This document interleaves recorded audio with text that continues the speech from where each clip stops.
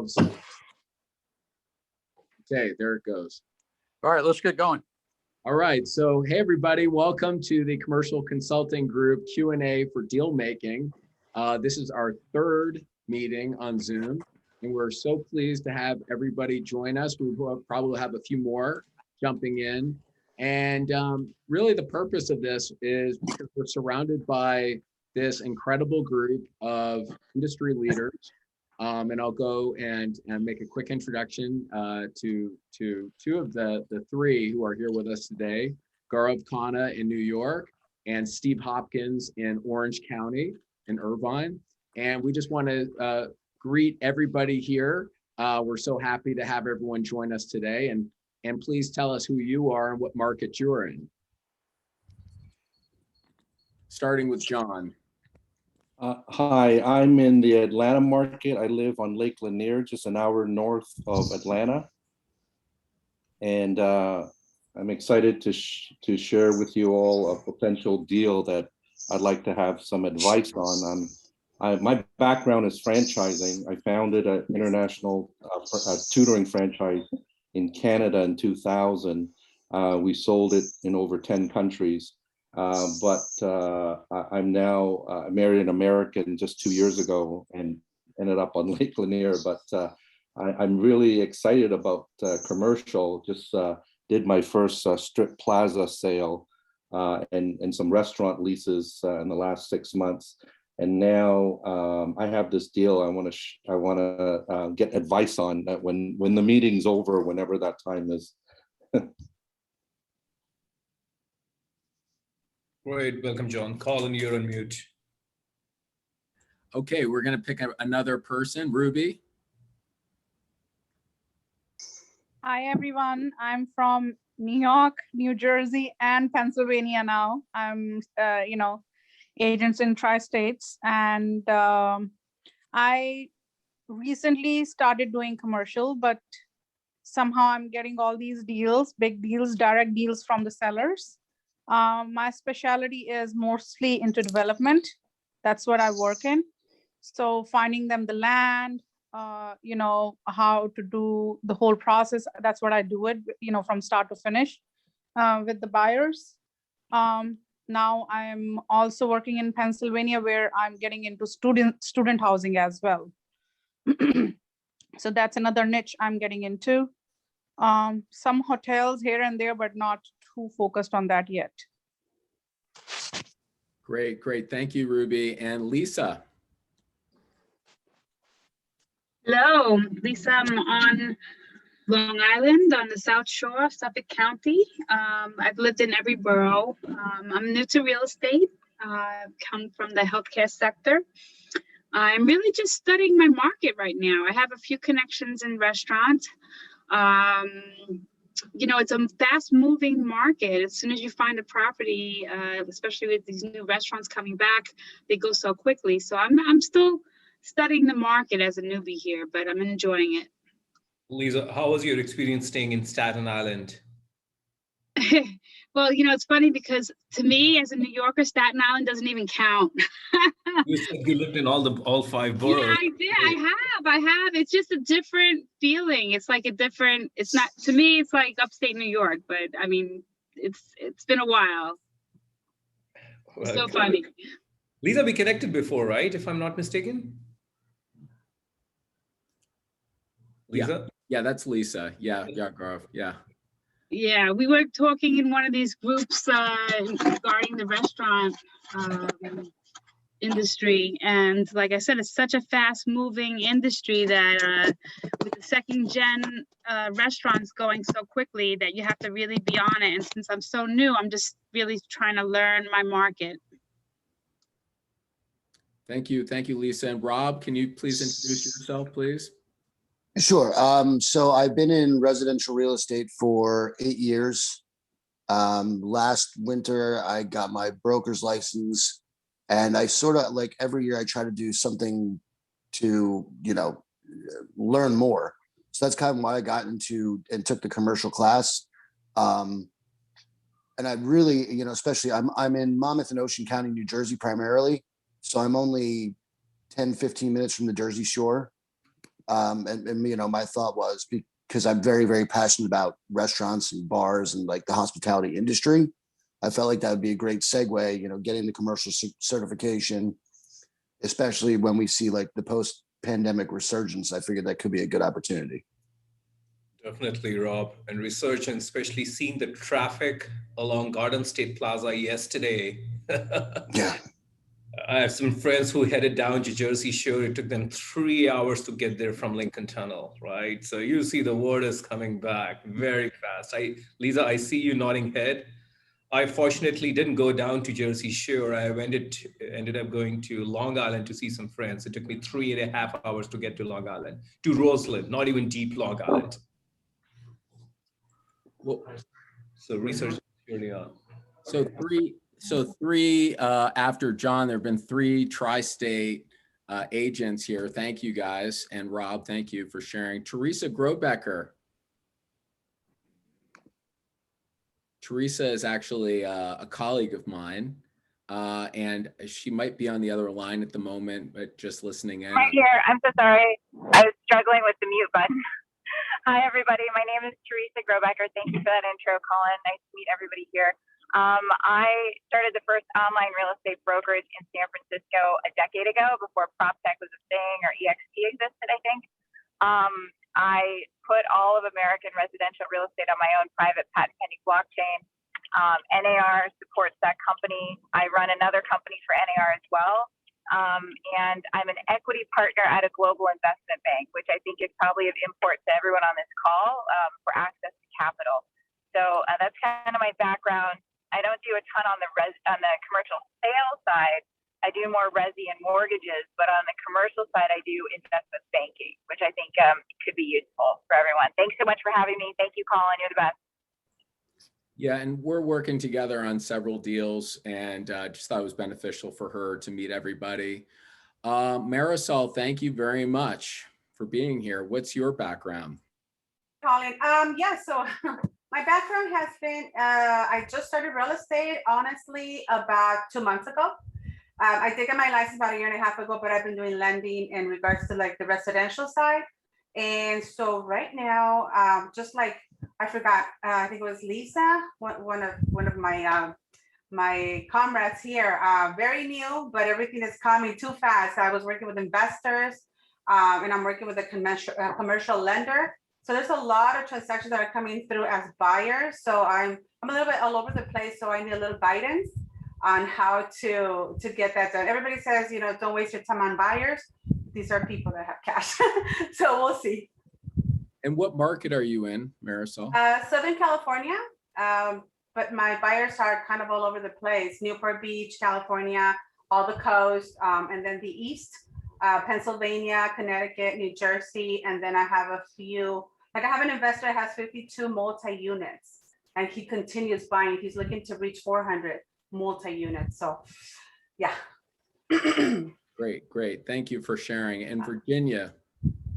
Hi, I go by Jenny. I'm Virginia. This is my 3rd CCG meeting, and I'm an EXP commercial agent, and I'm wanting my specialty to be multifamily. I've listened and read a lot about multifamily investing, just so I can understand it from every perspective. I don't have a deal to bring to this meeting, but I love hearing everyone else's deals and industry experience, because I'm learning a lot about that. I have a mentor now, and so an advisor, and so I'm kind of training with him once a week as well. So this is like Marisol just said, it's a lot all at once, and it comes very fast, but I'm keeping up, hopefully. Great. Yes, great to see you again. Hi, And Lisa. JD. Yeah, how's it going, Colin? Great to see you. Thanks. Yeah, so my name is JD. Hello, everybody. This is my first CCG meeting. I'm actually on the residential side, looking to switch over. So I'm just trying to be a fly on the wall and learn from, experts like you guys, and, pick up as much as I can. I'm in the Tulare, Central Valley of California. Tulare Bulldogs. Yeah, there you go, Fresno State. Yep. And I have a background in marketing. Used to work with Under Armour on their grassroots level, and just here to learn. Thank you for sharing. And there's I know I've got your name before. I apologize, calling in from the 407 in Florida. Can you please tell us your name and what market you're in and what brings you on the call today? Hi, Colin. This is Vivian Arroyo-Cu. I'm in EXP Commercial, and my focus here is in Central Florida market, focusing in retail and land. And I'm starting to get a little bit more interested in multifamily. And so my background is in sales, and I also would just go for urban planning. So I really like to get into more of the development side. So, and I don't have any deals at the table right now, but I just wanted to get on the call and learn more from everyone. Okay, great. Thank you. Thank you for everybody to share today. And it sounds Hey, like— Colin, Steve, how is it that I knew that Tulare High School was home of the Bulldogs? I mean, I can't believe you haven't even asked me that. Well, you are— I know the mascot of every single high school in the country. No, I'm just kidding. But yeah, somebody also is from Newport Beach, I heard. well, I think she said she's working deals in Newport. Okay. Someone mentioned that. Only 30 minutes away, always at the beach. Yeah. Yeah. Yeah, I live at the Balboa Bay Club here. So I've been in Newport Beach for, I don't know, like 35 years. Yeah. So we need to connect. Yeah, feel free to do that. I don't know if Colin, if they have our contact information, but anyway. Yeah. So we're all connected for the most part. Most of the agents here today are coming from EXP, some from outside. But yeah, we're all connected on Workplace. So, but yeah, if you need more information from Steve or GauRav and you want to reach them directly, Steve, I'm not sure if you can type in there your phone number, but even if you can't, just if you're looking to get a hold of anyone, just mention your cell phones below in the chat box so we can get back with you, or Steve and GauRav can get back to you. I have no clue. I have no clue how to do that. So yeah. Hey, GauRav, is that a whiteboard behind you? Oh, yes. Oh, okay. Don't try to read all the deals that I'm working on right now. That's what I'm. Yeah, we had a retreat about 5 years ago, company retreat, and for 7 hours we had a whiteboard completely full of our business plan for that year. And then at the bottom, I just wanted to make sure when the cleaning crew came in, and I por favor guarda, which means do not erase, and they erased everything but por favor guarda. So anyway. All right. Well, thank you, Steve. Thank you, everybody. You guys get the gist of it. We are a bunch of friends getting together to share stories, and Steve is always at the forefront of bringing some really interesting stories and discussions. Right. So, like, if you do go to a beach, you will not have spotting Steve. The guy in the fanciest trunks. That's him. Well, actually, we just had another join us. T is coming in. Thank you, T, for joining us. We're just actually going through, kind of getting towards the halfway point of our meeting. We just want to make sure that we could maybe discuss a few deals today. If so, I heard from Rob and Lisa and Ruby, and John said he's working on something. And I know a few of us are new to real estate in the sense that we're just kind of absorbing or being more of a fly on the wall. So when it comes— why don't we, Colin, John mentioned something about, I think, a strip center or something. Yeah, we could go to John. Maybe it'd be good to hear that. Hey, one word of advice, and this is form over substance, but for years, everybody has been saying deals. I have a deal. It's better. It sounds, I mean, I know I say it and I catch myself, but better to use the word opportunity. It sounds better. That's my 2 cents. I'll give you little tidbits of being in this business for 45 years. But anyway, John, you mentioned you're closing on a strip center or something. Yeah. Okay, this opportunity is a retail center with 2 business units in it. One is already providing an income of $90,000 a year. It's a T-Mobile retail store, 3,000 square foot at $30 a square foot. So they call it a trophy location. I believe it's a Class A location in the Perimeter Mall area in Atlanta, if any of you know that area. Yep. And the other location is a nail care spa. This lovely retail spa is all marble inside in this nail care spa. And I think the owner of the building, Asian Vietnamese gentleman, purchased it, I think around maybe 5 million, over 5 million, and he had a chain of nail care salons that did well, that were typically 2,000 square feet. But he built this out when COVID hit in last year, and it's 12,681 square feet. And I guess he hit a brick wall with business, and now he's in bankruptcy proceedings. So I'm new to all this and would love to get advice. There's also an upstairs that is about 2,000 square feet that can also, this is on the 3rd floor, that can also bring some income in, whether it's offices or maybe even a condo unit. But it's in a class space, and I have a Korean buyer that put in an LOI for 4 million. Now he has he's kind of flaked. I guess he's had a change of heart with the opportunity. So I'm looking for another buyer. And the agent that's working for the seller and the lender, since it's going through bankruptcy proceedings right now, the agent's telling me that they're accepting offers in the next 2 to 3 weeks before it actually goes to foreclosure. When it gets, I think the debt right now, the debt service is about 5.1 million if it goes to foreclosure. So what he's saying is, if we can get a buyer to come in at 4.3, 4.5, somewhere around there, we got a shot at it before it gets to bankruptcy, before it gets to the foreclosure stage.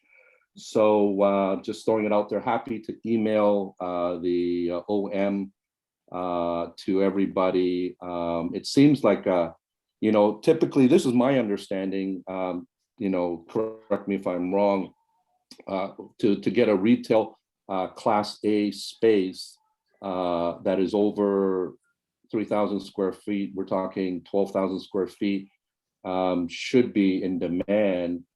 Typically, my understanding from another realtor is that to get about 12,000 square feet, you typically have to look at an area that is a new development. So, in my mind, this would be a great opportunity. I do have another potential buyer who wants to bring a group that has a lounge and a nightclub. They own lounges and nightclubs in the Atlanta area. They're looking at it as well. So, hey, John, yeah, John, let me jump in so we don't take the whole time. So first of all, lounge and nightclub, I would run, run Forest Run from that. Secondly, what's the cap rate? You mentioned that the debt is 5 million, but the offer is going to be 4.3 to 4.5. Less than the debt. Yeah, they're saying the cap rate should be about 5.6 to 6. If we rent it out at $20 a square feet for the 12,000 square foot space. Yeah, well, Steve, go ahead. Go ahead. What I suggest is, because we want to be respectful of everyone's time, right? Right. Would love for you to give Steve, just maybe we can give some generic advice so that which is beneficial for all the listeners, right? Yeah. And specific, taking a dive into the deal, we can do with John, like after the call or at a separate time. Like that's what I would suggest. Go ahead, Steve. Yeah. Go ahead. Apart from run, Forest, run, like what else do you want to share?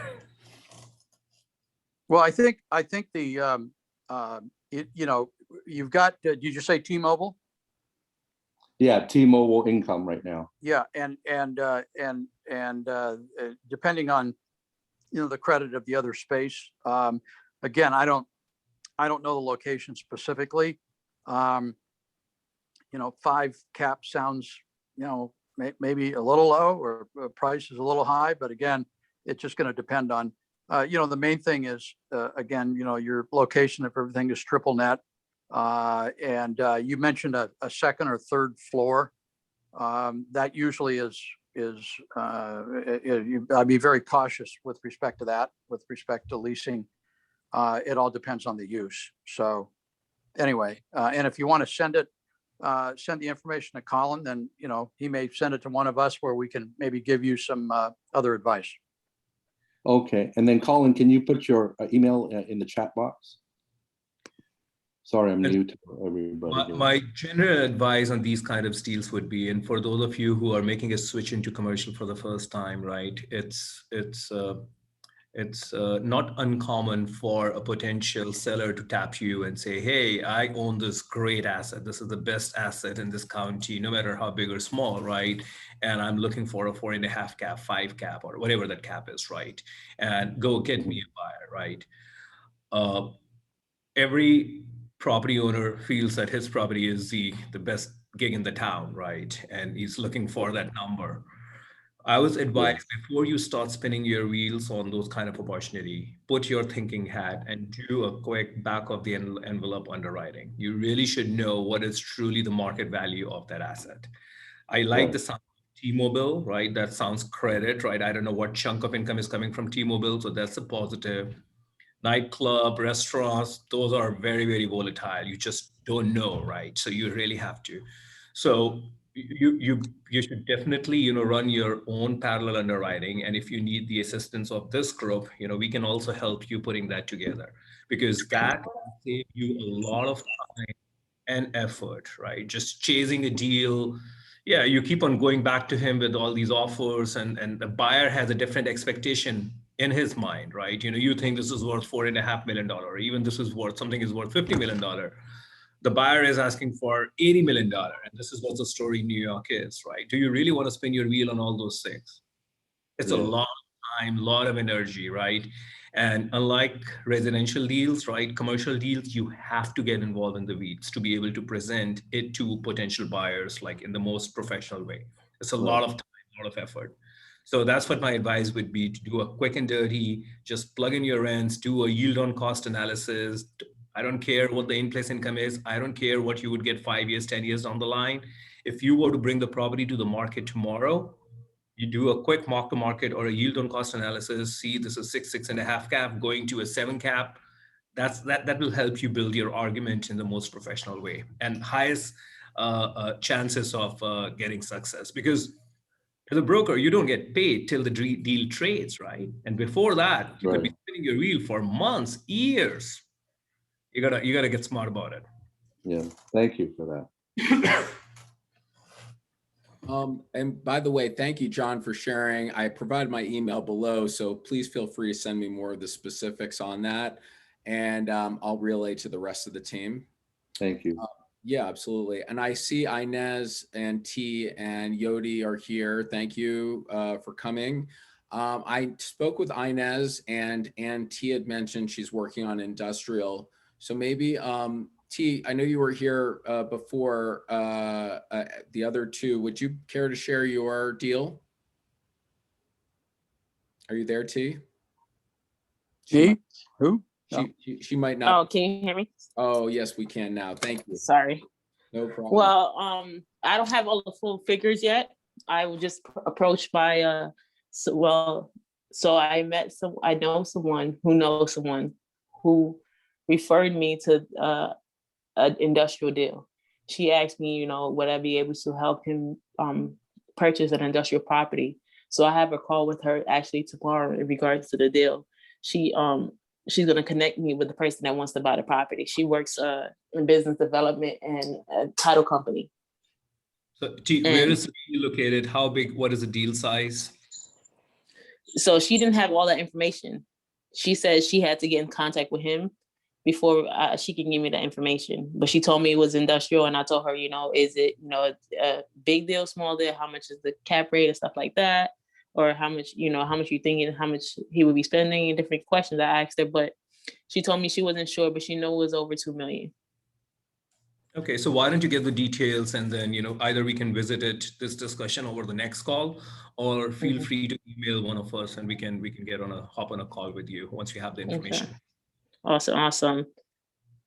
And I also have, like I mentioned to, I think Colin, I also have someone that asked me to be a guest speaker for the BNI chapter as a commercial realtor, because they need a commercial realtor in their group.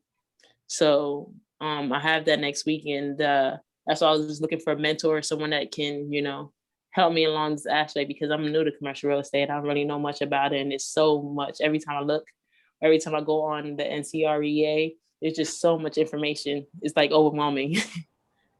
But I've just been doing my own little research here and there. And I was on a call earlier, the investment coaching call, and got some information on how to find stuff, updates about the market and stuff like that. T, where are you based? Which market are you in? I'm actually in Orlando, Florida, but I'm actually going to take my, I'm still out here, but I'm actually going to do some properties as well in Los Angeles. I'm trying to expand my business out there. But this industrial property is going to be either in Orlando or Miami. So that's why I'm trying to figure out all the information and stuff like that as well from her. But she called me for tomorrow to give me all the information. Okay. One thing is, don't be intimidated by, you know, it is a lot of information, but you'd be surprised, you know, how much you're gonna, as you absorb, and you're gonna be able to figure it out. You know, it always seems that way at first, but then you know, it's just one step at a time, and you'll surprise yourself. Right. She deals with like a lot of high net worth people. She sells planes and boats and yachts and certain other things, and so that's why I got a little intimidated. I'm like, wait, you want me to help you with an industrial property? I kind of know it's going to be in the way higher than 2 million, but I'm not going to shy away from it at all. I'm going to get as much information as I can get, and reach out to people to see who can help me as far as what I need, you know, certain things outside I need to know. Yeah, there's three things that that take to make a sale, and if you can control two of the three, then you can do it, and that's buyer, seller, and product knowledge. And you're going to have more product knowledge most likely than the people you're talking to. When I got out of college, I was 21 years old, and I ended up working for the Xerox Corporation, which at that time was a big deal, copying machines. And I was intimidated initially by going in and talking to presidents and controllers to put, you know, that kind of equipment in their office. But then it occurred to me that I know more than they do about that specific product. When people understand that, then they'll listen to whoever is talking to them. Awesome. Good to know. Yeah, and listen, the president for the last 4 years was in real estate, and he's a drop dead moron. And he was, and you know, at least he's doing okay. Maybe soon he'll be fit for an extra large jumpsuit, but you know, so anybody can do it if you grind and are not intimidated by it. Okay, good to know. To Steve's point, a lot of time in commercial, people get intimidated with all the numbers that are thrown at you, right? Pro formas, cash flow, Argus models, right? But if you really think about them, the real estate finance is very directional, as plus, minus, multiplication, division, right? All you need to know is what kind of revenue can be generated, what are the expenses, revenue less expenses, your NOI, and what kind of a return exists for that asset class in that market, or what your buyer is looking for. Like if you are working with a buyer whose expectation is 8 cap and the market is 4 cap, 4.5 cap, then you're just wasting your time, right? So there are no shortcuts, but there are easy ways to kind of, brush up your understanding for the market. And as Steve said, know the seller, and know the product type. It's investing time in the product type. And one more thing I will add to it, not just know your buyer or seller, but see if the buyer and seller have the same view for that market. Once again, going back to what I was telling John, there are a lot of areas where it's, the buyers are looking at future pricing and sellers are looking at yesterday. And you know that soon. So anyway, those are my 2 cents. So yeah, please keep us posted on once you get more concrete information on this deal, and we will try GauRav, to. I have a question for you, GauRav. You just mentioned something. How do you determine what market is, like the way you're saying each market is different demographics, right? Like how do you determine, okay, what is the cap rate going in this market? How will you know, okay, this is a decent cap rate for this market? It's a very good question, Ruby, and I'll complicate my response a little bit more by saying that it's not just that one market. You need to know what are the cap rates for that asset class across the nation, right? And how do you check that? How do you like do that due diligence? How do you check that? You have to, there are like numerous different resources through which you can find it. You can get access to ComStack, or, if you're a member of ICSC, you'll be able to get access to a lot of information from that perspective. But a lot of it is just plugging yourself in that market, connecting with other brokers, right? Look at the sales, what all traded in the last year, 5 year. Look at the sales comp, look at the rental comp, right? But more to figure out just cap rate, you just look at the sales comp in the last 5 years, like similar properties, at what rates were they trading? A lot of time you can get access to appraisers, and appraisers can provide you that data. If it's a big enough market, you can just Google and you can find Cushman Wakefield, JLL, Newmark, Avison Young, all these big brokerage firms. They publish their quarterly reports on every and any submarket, right? Great start. Pick up the phone, just call the person's name on that report, and just start fishing for more information. And in general, the market, the other brokers, everyone is very collaborative, because you don't know, right? They're talking to you. They may be able to maybe find a buyer or a seller through you, right? So this is the data which anyone would be happy to share with you. Yeah, because my whole concern is I just want to give you I think we spoke also before. For example, the Pennsylvania deals I have, right? I'm going there, I'm showing it to my buyers. They have no idea about that area. Okay. I have knowledge, but not that much knowledge also in that area, because it's a new market for me as well. But I want to make sure, because they are trusting me, and I'm taking them at the same time. Yes, some of the numbers are making sense, but I want to make sure, these are the right numbers. What if we can even get a better deal than what they're offering it to us over there, because these buyers are coming from New York or Jersey, and so they're used to. Put a little bit more framework to this discussion. This is an important discussion, I think, for everyone. So what kind of deals are we talking about? What kind of opportunities are we talking about? What size, what class? Okay, so this one is student housing, and I'm completely new in that, right? I have a deal, it's a brand new construction, okay? And it's 8 families, a smaller deal for 1.5 million, right? I'm direct to the seller, but he's asking for 1.5. I'm telling him off the back, to me, that area, the demographic it's looking, it's an empty place. It's brand new, but it's empty. How I'm going to determine, all I can do the numbers is with the projections, right? Okay, yeah, the rent is $650 per bed, which will bring it to $10,000 to $12,000. But at the same time, what are the expenses? But again, these are all projections. So how is he asking 1.5 mil for that? where he just invested around probably 700,000 or 800,000 just to build up the whole brand new building. So why is he asking double the value? Why is, what is that good about this particular property? Why the price is so high, for 1.5 mil? So he just finished the construction. Is there more student housing around there?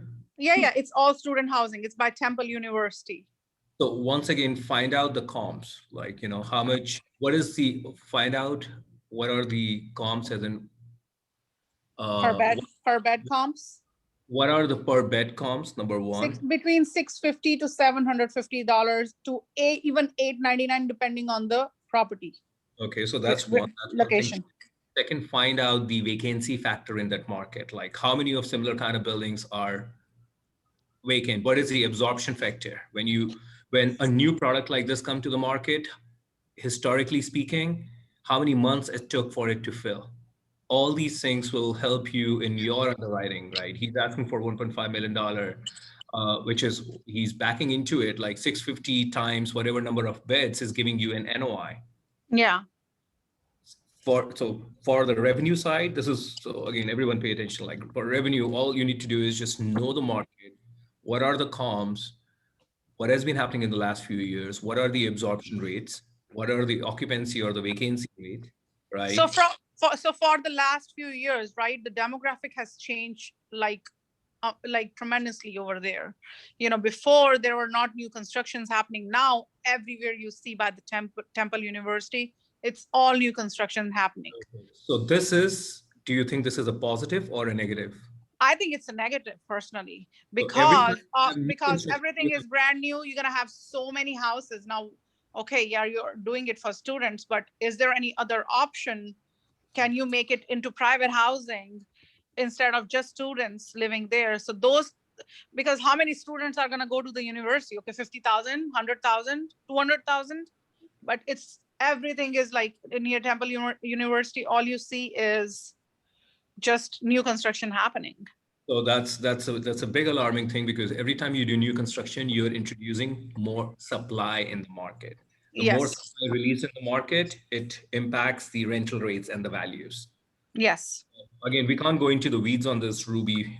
I'm being mindful of everyone's time here. We can talk in more detail about it, but you just have to know the market. There is no shortcut, right? No one is going to come and, there is no fairy godmother who's going to come and whisper the right number in your ear. Even if she does, right? You can't convince the buyer or the seller. The only way for you to convince them is show them real data. That, dude, you know what? We have X amount of new inventory hitting the market. These are the number of properties in construction. These are the number of permits which have been filed. So new product coming year, 2 years down the line. Because if I'm a buyer, so this could be my personal investment, right? $1.5, $2 million. This is not, we are talking institutional. Yeah. I want to know all this stuff. Just think like a buyer. If you think like I am thinking like a buyer, and that's why I'm like, to me, these numbers are like these are just numbers, because I need to have these details. My buyer is asking me, and I don't have that information. I said, okay, give me a couple of days. Let me find you all the information, because to me, it's anybody's hard-earned money. I don't want to screw anybody up on this, with any deals. Tell your seller to convince you. Just say you are the buyer. It can convince you, like if he has all the data points, right? So you just have to do the right amount of digging into it. And this is just a $1.5 million deal. Even if it's a $25 or $150 million deal, the concepts, the way, the mindset, the framework is still the same. This is how you need to just do digging. There is no shortcut. Sorry.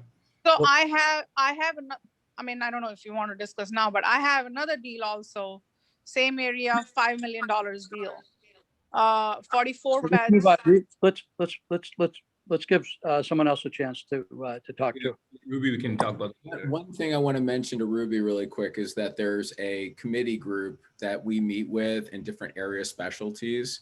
So we can take the scenario that you're referring to and try to do a little bit of digging offline.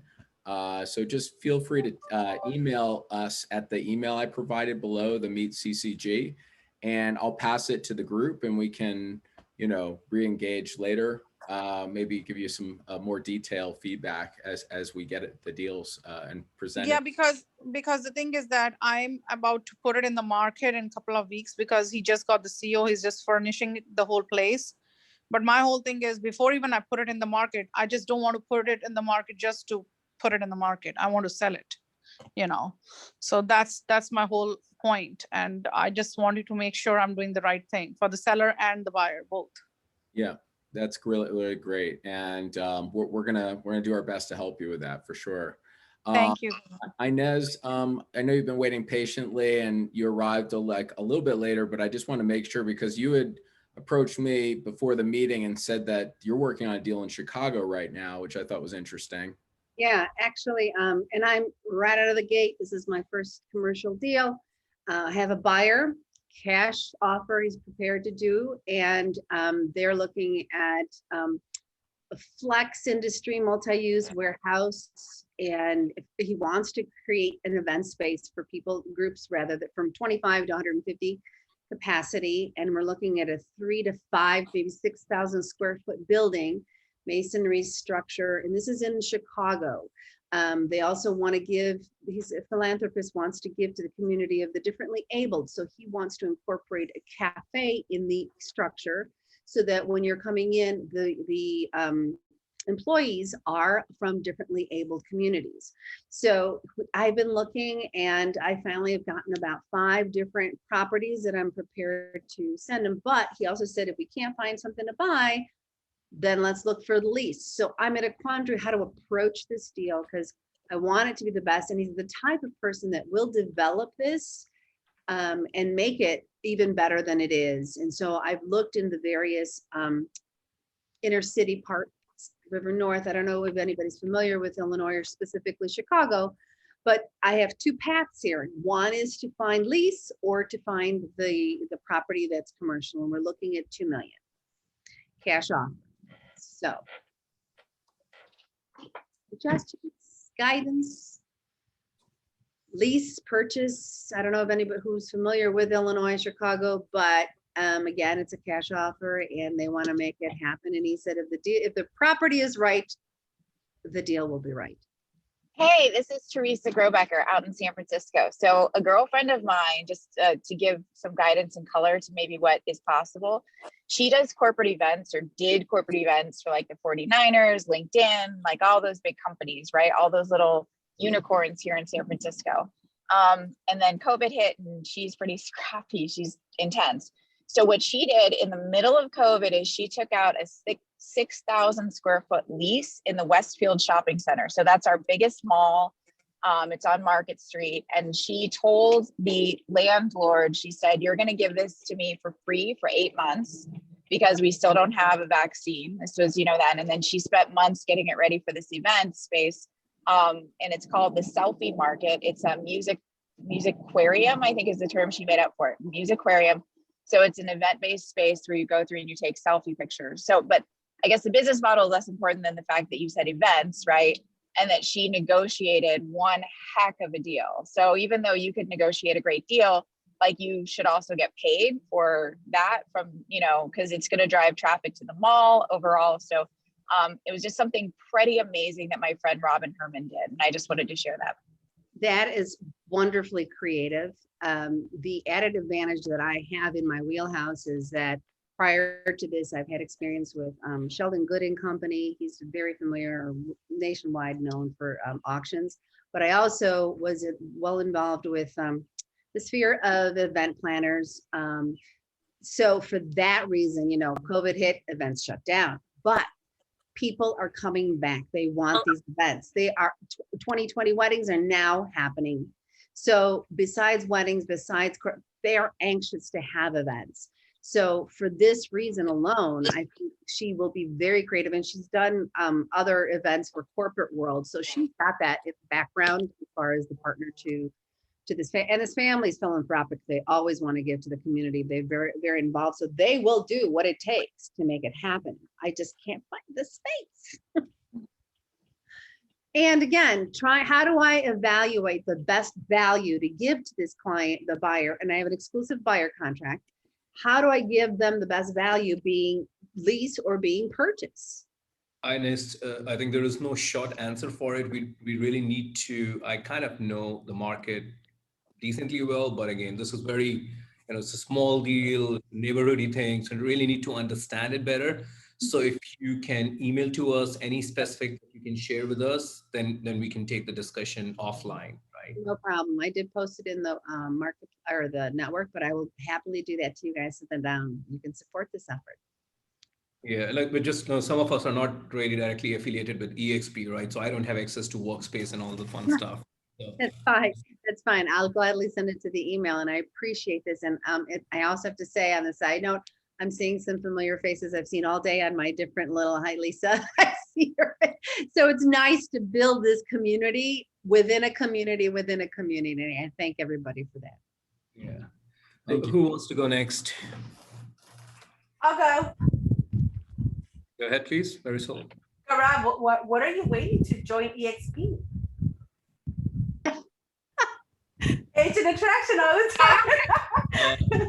Just kidding. First of all, I have been a principal all through my life, right? And I continue wearing a principal hat. And at times as a principal, you can give unbiased advice to different people, right? If I put my broker hat, right, then it's just nothing wrong with it, but it's a little biased, right? Because as a broker, you want to get a deal done because that's how you get paid.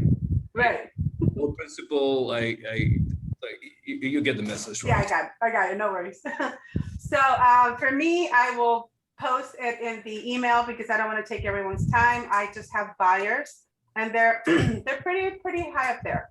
$100 million as a minimum, looking for all kinds of luxury units, grade A level, that kind of thing. That is in Newport Beach and all the East Coast. So maybe just advice on how to get to the principals for that kind of a caliber. It's not easy. It's not easy because everything I've done, it is a daisy chain. So that's the advice I'm looking for. It's very interesting and different than all the other discussions that we are having, and I get pinged by LP investors all the time, right? And if someone is looking for like $100 million plus investments, there are not many markets to go to, right? You know that, right? And that's where New York tri-state area really stands out, right? I've done deals in Boston and all major cities, right? But so anyway, long story short, first you need to really understand their investment criteria, right? We have $100 million to invest, go start making phone calls from north to south or east to west. No, it doesn't get you anything, right? You need to, what are your criteria? What asset class do you want to invest in? Are you a patient capital? Are you looking for a quick flip? Are you a P fund looking at a 5-year exit, 7-year exit? So these are some of the initial questions I would ask, right? Then what are your return thresholds? Try to understand what is their cost of capital, right? If their cost of capital itself is high, right, then you have to find things or asset classes which are hitting those marks. So I'm just kind of giving you just very generic. And truly find,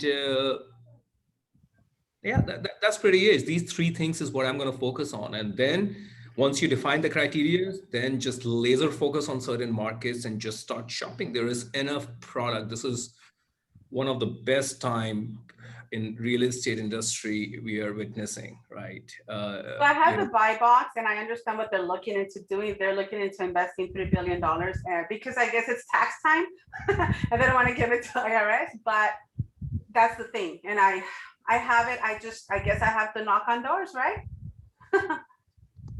Well, again, strategically, right? Yeah, of course. And just go around knocking on the doors. So again, we can talk on this more offline, like anything in New York, tri-state area, and which I say 32 miles around New York City. It's like, that's what I specialize on, right? I've done deals in Chicago and LA and on the West Coast, everywhere. But right, again, real estate is local, right? And right now, there's just so much amazing stuff to be done here in this market. So, and then along the East Coast, like Boston, Philly, Washington, DC. So we can talk specifically about it, but you want to be laser focused. And then what kind of sellers are you going to ping, right? Are you going to ping family offices, or what if you get insider into some institutional investors or institutional players who are truly looking at offloading assets? Because, and this is a big difference. If you go towards a private route, right, people will just take you for a ride. Yeah, I'm going to sell. This is the number will keep on moving, right? But if you strike with an institutional investor, right, like with a REIT, right? And if you know that this REIT is looking at selling X number of non-core assets, right? And they are going to sell, they're not going to jerk the market around for too long, right? And they can, Exactly. so that's how your strategy has to evolve, and we can work with you on creating that. And we have to hit him fast because 1031 exchange will probably be over by the end of the year. No, I don't think he's going to. He can't. 2 minutes stake, yeah. Okay, Yeah. thank you. I will post it. Yeah, and I just mentioned that in the chat. If you have opportunities and you'd like us to take a look at it, please feel free to share the opportunities in the workplace chat group, just to make it easier, if that's how you found out about the meeting today. And there's also the email I provided, which is the meetccg@gmail. We're kind of using that as our placeholder email for any particular follow-up. I know that Tom, who's another member of our core group here, had to be, taking care of a family matter, a family emergency, so he couldn't make it here, unfortunately. But he's also following up with that workplace. So please add any questions that you'd like in email via workplace, so that we can start building a list of opportunities and be of assistance to everyone on the call. And I'm just looking at the time right now. We've got about 3 or 4 more minutes. Does anyone else have anything else they'd like to talk about? Hi, Jenny. Hi, Colin. I just have a question. Maybe you already answered it, but when the people who have spoken, who have the deals, and they email you, are the rest of us going to be able to see the information so that we can kind of study it and analyze it? So I don't have anything to send you. I don't have a deal, but are we going to be able to see? Well, for some people may want to keep those conversations, let's say, between them and us. But on the other hand, what I was going to say is, please feel free to add those deals or the opportunities to the chat that we have going in the commercial consulting group workplace chat. We have an ongoing feed there. And I know some of us have joined that. I'm not sure if everybody's joined that, but I think that's an incredibly good resource for everybody to keep the deals the opportunities top of mind. Thank you, Steve, for the correction. And guys, I just want to remind you, right? So we are here to help you with any of your queries, right? But we are all deal makers, right? We are investing our time into it, and we want to make you successful. And if we can align us alongside with you to make your deal happen and make a win-win situation for everyone, that's what the goal is, right? There are no free lunches, right? And I'm not saying it in a negative way, right? But everyone's interests have to be aligned, right? So Steve and I and Tom, we can help you with fundraising. We are developers and investors ourselves, right? So we can help you with fundraising. We can help you creating strategies for fundraising. We can help you analyze a deal so that it becomes a real deal, right? We can help, if you're representing a buyer, we can allow him to become the winning buyer, right? Or the winning bidder, right? So many people bid on every deal, right? But just one winning bidder, right? What it takes to become that winning bidder. That's what we can help you by putting our principal hat, like really achieve, right? So that you get your desired results within a time frame. So let me be very clear. Thank you. Thank you. So, and thank you for everybody's feedback. I know we're just approaching top of the hour right now. Yeah, like I said, feel free to add more comments for us, because we're trying to make this group better and be more resourceful for you, and do appreciate everybody's participation today. And just feel free to spread the word, like bring more folks. Like we have this is a new format we have tried to work with. Soon we may end up doing Clubhouse, right?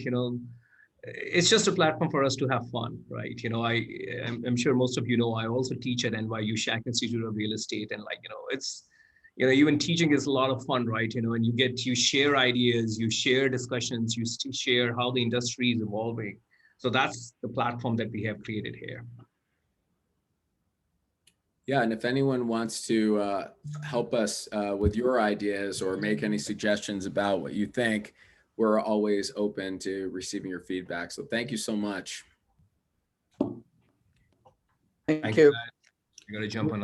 Oh, by the way, we have one more meeting coming up this month on the 21st at the same time, which is a Monday at 3 o'clock. And then in July, our next meeting is going to be the following week after the 4th on, I believe, the 12th of July. Same time. Thank you, Colin. Thank you, everyone. Colin, thank you, everybody, for listening. Thank you. Thank you, everybody. Meet you all. Hey, GauRav and Colin, if you're still Thank you. there, if you have a second, I think GauRav jumped off. do you have a 4 o'clock? I can talk to you, but yeah, just, I mean, I could just call you. Oh, okay. Okay. Sounds Okay. good. Thanks, Okay. everyone. Bye. Thank you. Nice to see you. Hopefully that was helpful, Inez. It was. Thank you. I was a little late. We had a family emergency, but thank you. Thank you. That helped me. And T, I'm glad you joined too. Thank you for chiming in, and John and Jenny and Yoshi. You guys are great. All right. See you around. Thank you. Have a good week. You too.